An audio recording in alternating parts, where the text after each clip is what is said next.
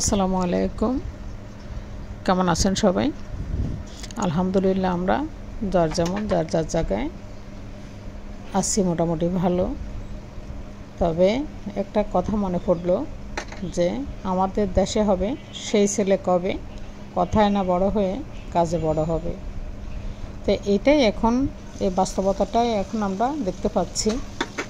এমন সমস্যার মধ্যে, তো বড় সমস্যার মধ্যে আমাদের সন্তানরা যে আন্দোলন করে যে বিজয়টা নিয়ে আসলো, এটার মধ্য দিয়ে তারা ট্রাফিকের দায়িত্ব পালন করছে। তারা তাদের সারা ঢাকা শহরকে তারা চেঞ্জ করে দিছে, একদম সর্বদিকে ঢাকা শহরের চেহারাটাই চেঞ্জ করে দিছে। এটাই দেখতে পাচ্ছি আমরা। আমাদের গর্ব, তাদেরকে নিয়ে আমাদের গর্ব হয়। আমাদের সামনে যারা আসবেন ক্ষমতায়, যারা আসবেন দায়িত্বে, তারা কি এগুলো ফলো করে চলবেন না কি চলবেন না, সেটা অবশ্য দেখার বিষয়। তবে আমাদের সন্তানেরা মাশাআল্লাহ ঢাকার চেহারাই চেঞ্জ করে দিছে। তারা যেমন আন্দোলন সংগ্রাম করে তারা তাদের বিজয় নিয়ে আনছে, তেমন তারা তাদের মতো করে এইভাবে তারা দায়িত্ব পালন করতেছে।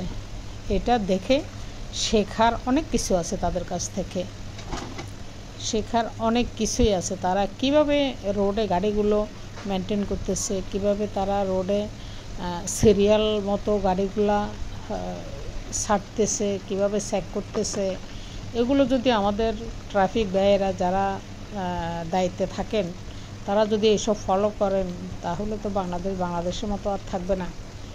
বাংলাদেশ উন্নত বিশ্বে নাম রাখবে ইনশাল্লাহ, আশা করি আমরা। তো এইরকম বাংলাদেশ আমরা চাই, এরকম বাংলাদেশ আমরা অবশ্যই চাই, কারণ সবার স্বপ্ন এরকম একটা বাংলাদেশ আমাদের। কিন্তু আমরা তো ওই যারাই ক্ষমতায় যাক তারাই তাদের মতো করে চলে, তারাই তাদের সুবিধা মতো চলে, তাদের যেভাবে সুবিধা তারাই সেভাবেই তারা চালিয়ে নেয় দায়িত্বগুলো।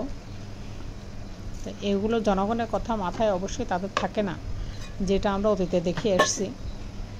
কিন্তু ভবিষ্যৎ জানি না, ভবিষ্যৎ আল্লাহর হাতে। কীভাবে কি হয়, কীরকম সরকার আসে, কীরকম ভবিষ্যৎ আমরা পাই, এটাই হচ্ছে দেখার বিষয়। তো এখানে আপনাদের সাথে কথা বলতে বলতে কলা দিয়ে কাঁচকলা দিয়ে ইলিশ মাছ রান্না করলাম।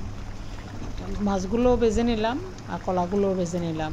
ভেজে নিয়ে একটা টমেটো দিলাম স্রেফ, আর একটা পেঁয়াজ কেটে দিলাম, আর একটু আদা রসুন পেস্ট। এই দিয়েই আসলে মাছগুলা অনেক টেস্ট হয়েছে, অনেক টেস্ট। কথা বলতে বলতে আপনাদের সাথে আমি ওই রেসিপিটা শেয়ার করতে আসলে ভুলে গেছি। তারপরও যা যা দিলাম একটু দেখিয়ে দিলাম। হ্যাঁ, এভাবে করি, একদম নর্মাল, কোনো কিছুই বাড়তি দেওয়া হয়নি। এভাবে করে রান্না করলে মাছটা খুবই মজার হয় আসলে।